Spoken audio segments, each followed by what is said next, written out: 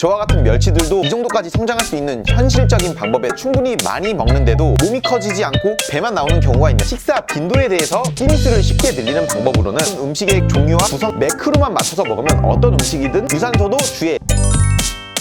안녕하세요, 충우TV입니다. 오늘은 제가 지금까지 벌크업을 하면서 가장 효과적이었던 식단 운동 방법과 실수했던 부분에 대해서 상세하게 말씀드리려고 합니다. 효율적으로 벌크업 하려고 하시는 분들은 이 영상을 끝까지 보시면 많은 도움이 될 거라 생각합니다. 우선 저의 운동 전 모습입니다. 운동 전에는 체대임에도 불구하고 멸치 같다는 소리를 굉장히 많이 들었었습니다. 웨이트를 하지도 않았고 웨이트에 관심도 없었기 때문에 확실히 왜소해 보이는 것을 볼 수가 있습니다. 이 사진은 본격적으로 운동을 시작한 후 1년 뒤의 대회 사진입니다. 그 다음 사진으로는 운동 3년차 대회 사진, 마지막으로는 운동 5년차 대회 사진입니다. 아직은 많이 부족하지만 확실히 운동 전 모습과 운동 5년차의 모습은 많은 차이가 있습니다. 이제부터 저와 같은 멸치들도 이 정도까지 성장할 수 있는 현실적인 방법에 대해서 말씀드리겠습니다. 벌크업을 할 때 충분히 많이 먹는데도 몸이 커지지 않고 배만 나오는 경우가 있는데 왜 그럴까요? 벌크업 할 때 중요한 건 근육을 추가적으로 만들어야 하기 때문에 근성장을 위해서 몸에서 필요로 하는 영양소들을 충분히 잘 섭취를 해줘야 합니다. 즉 근합성을 위한 좋은 영양소들을 부족하지 않게 섭취하는 방법에 대해서 알아야 한다는 겁니다. 하루에 몇 번을 어떤 음식으로 어떻게 섭취를 해야 할까요? 우선 식사 빈도에 대해서 말씀드리겠습니다. 벌크업 시 개인적으로는 하루에 3끼에서 많게는 5끼를 추천드립니다. 사람의 몸을 이 물통으로 비유를 하면 이 물통만큼 채우고 다 마시고 다시 이 물통만큼 채우고 다 마시면 이렇게 10번을 해도 이 물통은 넘치지 않습니다. 하지만 이 물통을 2번만 채운다고 해도 이 물통 이상으로 채우게 되면 바로 넘치게 됩니다. 사람의 몸도 마찬가지입니다. 음식을 섭취하더라도 무작정 한 번에 너무 많은 양의 음식을 섭취하면 몸에서 다 소화 흡수하고 에너지원으로 쓰지 못하고 지방으로 저장될 가능성이 높아집니다. 운동하기 전 충우TV 같은 경우에는 맛있는 음식이 있으면 한 번에 몰아서 많이 먹기도 하고 배고프지 않으면 하루에 2끼 정도만 먹기도 했었습니다. 하지만 제가 운동을 시작하면서부터는 하루에 3끼를 규칙적으로 먹기 시작했습니다. 그러면서 운동 강도를 지속적으로 올리니 같은 양을 먹더라도 배고파졌고 몸은 더 많은 에너지원을 필요로 했습니다.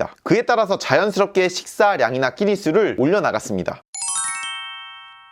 그래서 현재는 하루에 4끼에서 5끼 정도를 잘 섭취를 하고 있습니다. 맨 처음에는 3끼도 규칙적으로 챙겨 먹는 게 매우 귀찮고 어려울 수 있습니다. 하지만 식단도 운동만큼 굉장히 중요하기 때문에 체계적으로 나눠서 먹는 연습이 필요합니다. 우선 3끼 이하로 드셨던 분들 같은 경우에는 하루 3끼를 일정 시간에 규칙적으로 먹는 것부터 시작하는 것을 추천드립니다. 바꾼 식단에 금방 익숙해지기 위해서는 꾸준하게 일정 시간에 먹는 것이 좋습니다. 또 식단 변화를 가져가기 위해서 언제, 얼마나, 어떻게 먹었는지 식단 데이터를 기록해두는 것이 좋습니다. 데이터가 있어야지 몸 변화에 따라서 지속적으로 더 좋은 방향으로 식단 구성을 할 수가 있습니다. 그렇게 식단을 잘 섭취하면 영양소가 잘 들어오니 자연스럽게 운동 수행 능력과 운동 강도가 높아지면서 대사량이 올라가고 대사량이 높아진 만큼 같은 양을 먹더라도 배가 고파집니다. 그건 몸이 더 많은 에너지원과 영양소를 필요로 한다는 증거입니다. 그때 끼니수를 쉽게 늘리는 방법으로는 3끼를 먹었었다면 3끼에 추가적으로 간단하게 섭취할 수 있는 간식, 예를 들어서 프로틴 쉐이크라든지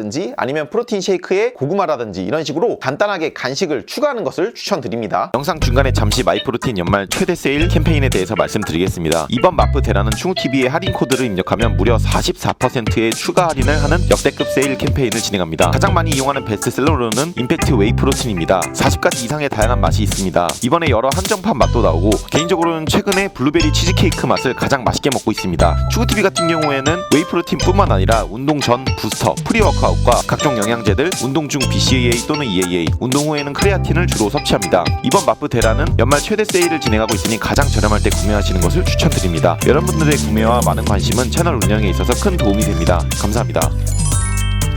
간단하게 간식을 추가하는 것을 추천드립니다. 벌크업 시에는 갑작스럽게 너무 많이 먹거나 많은 변화를 주기보다는 서서히 몸 변화에 따라서 양을 늘려나가는 것이 좋습니다. 그 다음은 음식의 종류와 구성입니다. 벌크업을 위해서는 체중 곱하기 2 또는 그 이상의 단백질과 에너지원인 탄수화물과 지방 그리고 각종 비타민과 무기질을 잘 섭취를 해야 하는데 처음부터 본인에게 필요한 충분한 양의 영양소를 섭취하는 것은 쉽지 않습니다. 앞에서 말씀드린 것처럼 여러 번에 나눠서 좋은 영양소들을 잘 섭취를 해야 되는데 2끼 정도만 먹어도 배가 부르고 소화가 안 된다고 하시는 분들 분들도 있습니다. 이러한 경우에는 본인이 소화하기 어려운 음식을 먹지 않았는지 체크를 해보시는 것이 좋습니다. 일반적으로 클린한 종류의 탄수화물을 소화시키는 데는 1시간, 단백질 같은 경우에는 2시간, 지방 같은 경우에는 3시간 정도의 소화 시간이 걸립니다. 음식의 종류와 양에 따라서 다를 수 있지만 지방이 많이 포함된 음식 같은 경우에는 소화를 시키는데 오래 걸릴 수가 있습니다. 벌크업을 실패하는 분들 같은 경우에는 음식의 종류와 구성을 신경 쓰기보다는 무작정 음식을 많이 먹으려고만 합니다. 그렇게 주변에서 쉽게 찾을 수 있고 맛있는 음식들, 예를 들어서 피자, 치킨, 도넛, 각종 빵들, 과자, 이러한 종류의 음식 같은 경우에는 지방의 함량이 굉장히 높기 때문에 소화를 시키는데 오래 걸립니다. 또 칼로리가 높은 음식들을 한 번에 몰아서 먹으면 몸은 이 에너지원들을 잘 흡수해서 사용하기보다는 잉여 에너지원들이 많아지기 때문에 지방으로 저장되는 에너지원이 점점 많아집니다. 또 지방이 많은 고칼로리 음식들을 자주 먹기 때문에 소화하는 데 시간이 많이 걸리고 바로바로 좋은 영양소들을 먹기가 어려워지기 때문에 끼니 수가 줄어듭니다. 그래서 몸무게를 늘리고 싶고 근성장을 하고 싶은 분들은 한 번에 몰아서 먹기보다 여러 번에 나눠서 먹을 수 있는 음식 구성, 음식의 양을 잘 생각해서 섭취하는 것이 좋습니다. 하루 전체 시간 동안 효율적으로 잘 나눠서 먹을 수 있도록 식단 전략을 짜는 것이 좋습니다. 다음 벌크업을 위한 식단 전략으로는 영양 밀도, 영양소가 풍부한 음식들을 섭취하는 것입니다. 매크로만 맞춰서 먹으면 어떤 음식이든 섭취해도 괜찮다라고 생각하는 분들도 있지만 완전 틀린 말은 아닙니다. 하지만 개인적으로는 이러한 방법은 비효율적이라고 생각을 합니다. 똑같은 2500칼로리를 먹었다고 해도 클린식과 더티푸드로 먹었을 때 차이점을 말씀드리면 클린식 같은 경우에는 양 대비 영양 밀도가 높고 포만감도 좋습니다. 쉽게 말씀드리면 210g짜리 햇반 또는 고구마 200g 같은 경우에는 약 300칼로리 정도 되는데 과자 같은 경우에는 50, 60g에 400칼로리가 넘어가기도 합니다. 더티푸드 같은 경우에는 양에 비해서 몸에 좋은 영양소가 부족하고 칼로리는 높다는 것입니다. 게다가 설탕, 당 함량이 높으면서 지방도 많기 때문에 혈당도 빠르게 오르고 그에 따라서 지방 합성도 더 잘 될 수가 있습니다. 사실 많은 분들이 다이어트를 할 때는 클린식 위주로 식단을 구성하지만